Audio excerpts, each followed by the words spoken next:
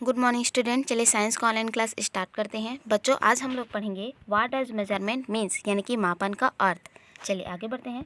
To find out the quantity of an unknown measure we compare it with a known quantity of a similar kind of entity. देखिए बच्चों, बोला जा रहा है कि to find out the quantity of an unknown measure, यानी कि मापन में किसी अज्ञात राशि को, ठीक है, ज्ञात करने के लिए उसकी तुलना हम उसी प्रकार की ज्ञात राशि की निश्चित मात्रा से करते हैं। The known fixed quantity of the measure used for comparison in known as the unit of measurement। देखिए बच्चों, बोला जा रहा है कि जो नॉन फिक्स्ड क्वांटिटी है, ठीक है, यानी कि जो ज्ञात राशि है ना, जिसका उपयोग हम लोग कंपैरिजन के लिए करते हैं, ठीक है, यानी कि जिसका उपयोग हम लोग तुलना करने के लिए करते हैं, तो उसको क्या कहा जाता है? यूनिट ऑफ मेजरमेंट, यानी कि उसको मात्रक कहते हैं, ठीक है, मापन की मात्रक कहते हैं। कहने का अर्थ है कि ज्ञात राशि की इस निश्चित मात्रा को मात्रक कहते हैं, ठीक है। यूनिट मीन्स होता है मात्रक। इन इस measurement one part is a numerical value, the second part its unit of measurement. बोला जा रहा है कि प्रत्येक मापन में एक भाग, ठीक है, जो वन पार्ट होता है वह कोई न्यूमेरिकल होता है, यानी कि संख्या होती है, और दूसरा भाग उसका मात्रक होता है।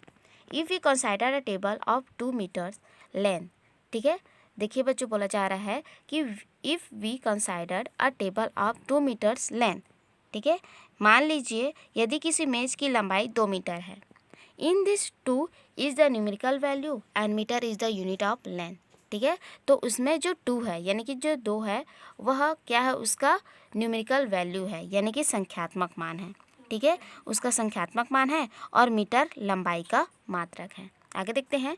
If any student weight 35 kilogram then 35 is its numerical value and kilogram is the unit of weight, ठीक है, यानी कि इसी प्रकार यदि किसी छात्र का द्रव्यमान, ठीक है, जो वेट है वह 35 किलोग्राम हो, तो 35 उसका संख्यात्मक मान है तथा किलोग्राम द्रव्यमान का मात्रक है। चलिए आगे देखते हैं। देखिए बच्चों, आगे दिया है एक्टिविटी फर्स्ट। बोला गया है write down the numerical value and unit in the table given below, ठीक है, यानी कि नीचे दी गई टेबल में आप लोग को न्यूमेरिकल वैल्यू लिखना है, यानी कि संख्यात्मक मान लिखना है, और उसका यूनिट लिखना है, ठीक है बच्चों। तो देखिए यहाँ पर फर्स्ट में दिया है लेंथ, ठीक है, मेजरमेंट, इसका मापन कितना है? 4 मीटर, ठीक है, तो आप इसका न्यूमेरिकल वैल्यू लिखेंगे और यहाँ पर यूनिट लिखेंगे। उसी प्रकार सेकंड वेट दिया है, थर्ड में टाइम है, फोर्थ में टेम्परेचर, ठीक है, उसका मेजरमेंट दे दिया गया है, इसका आप न्यूमेरिकल वैल्यू लिखेंगे और यहाँ पर उसका यूनिट लिखेंगे, ठीक है, और कंप्लीट करके ज़रूर भेजिएगा। आगे देखते हैं। When writing the result of any measurement the numerical value and the unit should be mention. देखिए बच्चों, बोला जा रहा है कि किसी मेजरमेंट में, ठीक है, किसी भी मेजरमेंट यानी कि राशि में, ठीक है बच्चों, राशि के मापन में संख्यात्मक मान और मात्रा का उल्लेख करना आवश्यक होता है। चलिए आगे देखते हैं। 6.3 the need for units of measurement, यानी कि मानक मात्रकों की आवश्यकता, ठीक है, यूनिट ऑफ मेजरमेंट यानी कि मात्रकों की आवश्यकता। आगे देखते हैं। Many things can be use to compare with as a unit. देखिए बच्चों, बोला जा रहा है कि मात्रक के रूप में विभिन्न वस्तुओं का उपयोग किया जाता है, ठीक है, मेनी थिंग्स यानी कि कई वस्तुओं का उपयोग किया जा सकता है। In earlier times people measured length using different part of the body like foot, hand span, arm length, width of 4 fingers etcetera, ठीक है।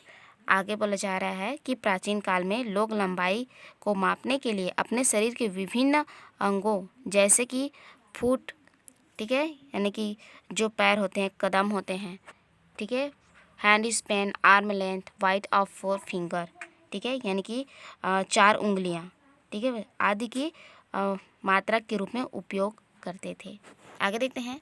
As units but there are difference in the length of this body part of people hands this can not be used as units, ठीक है, बोला जा रहा है कि यदि, है ना, सॉरी, किंतु जो विभिन्न व्यक्ति के शरीर के अंगों की जो लंबाई है वो अलग अलग हो सकती है, ठीक है। यहाँ पर बोला गया है कि विभिन्न व्यक्तियों के शरीर की अंगों की लंबाई अलग अलग हो सकती है, अतः इन्हें मात्रक के रूप में प्रयुक्त करना उचित नहीं है, ठीक है, not be used as unit, ठीक है, यानी कि उनकी मात्रक के रूप में, ठीक है, जो वो लोग कदम से मापते थे, ठीक है, जो बित्ता से मापते थे, ठीक है बच्चों। हैंड स्पैन यानी कि जिसको हम लोग बित्ता कहते हैं, बित्ता से मापते थे।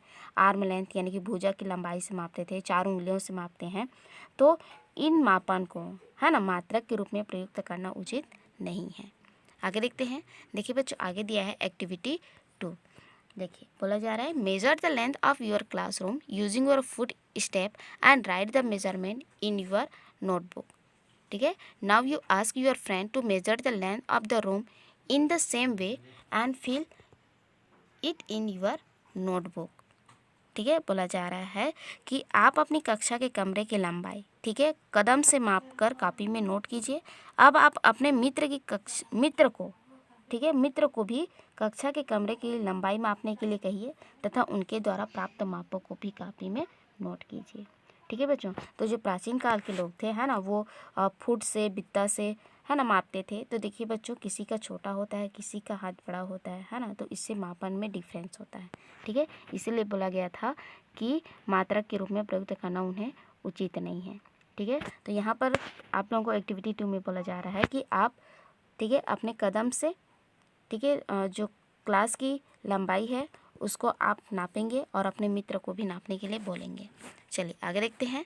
देखिए बच्चों, आगे दिया है 6.2। देखिए बच्चों, बोला जा रहा है, नेम ऑफ द स्टूडेंट, यानी कि जो स्टूडेंट है उसका नाम लिखेंगे। लेंथ ऑफ द क्लासरूम, ठीक है, length of the classroom, number of step, यानी कि कक्षे की कमरे की लंबाई, कदम की संख्या। देखिए बच्चों, यहाँ पर आप, ठीक है, यहाँ पर आप जो स्टूडेंट नापेंगे उसका नाम लिखेंगे और नंबर ऑफ स्टेप, यानी कि कितना स्टेप आया, उसको आप यहाँ पर लिखकर ज़रूर भेजिएगा। ठीक है, चलिए आगे बढ़ते हैं। देखिए बच्चों, आगे बोला जा रहा है, are all measurement the same. देखिए क्वेश्चन पूछा जा रहा है कि क्या सभी माप समान है। If they are not the same then why are they not the same. ठीक है, फिर से क्वेश्चन पूछा जा रहा था, यदि नहीं है तो क्यों नहीं है। आगे देखते हैं, you foot step and those of your friends में हैव डिफरेंट लेंथ, यानी कि आपके और आपके मित्रों की कदमों की जो लंबाई है ना, वह अलग अलग हो सकती है।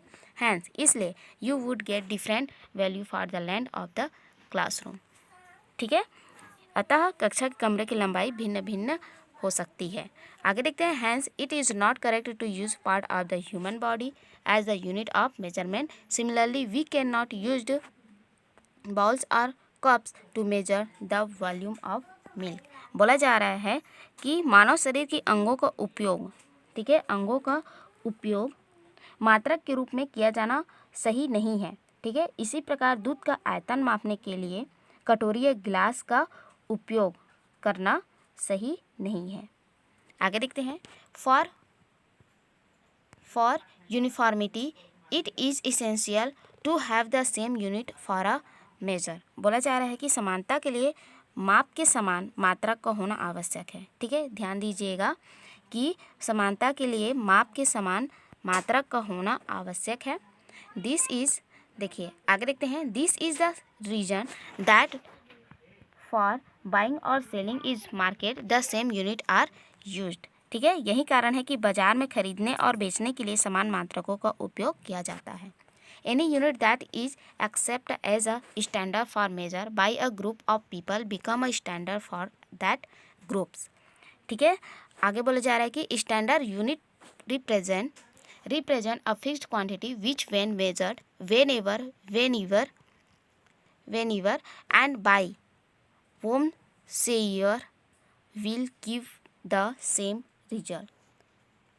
ठीक है, बोला जा रहा है कि जिस मात्रक को किसी समूह के लोग माप के लिए, ठीक है, माप के लिए मात्रक के रूप में स्वीकार कर लेते हैं, वही मानक उस समूह के लोगों का मात्रक होता है।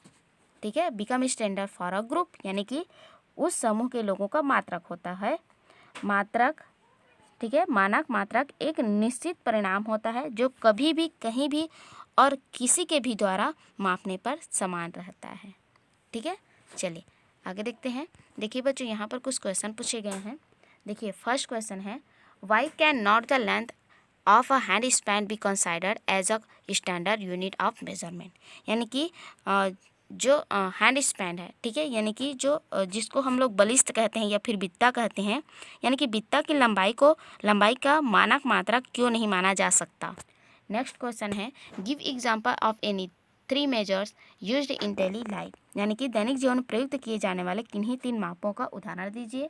थर्ड है while selling rice what measure of quantity is used by the shopkeeper, यानी कि चावल बेचते समय दुकानदार किस राशि को मापता है। ठीक है, आप ध्यान दीजिएगा कि जो दुकान होता है ना, वहाँ पर चावल बेचते समय जो दुकानदार होता है वो किस राशि को मापता है।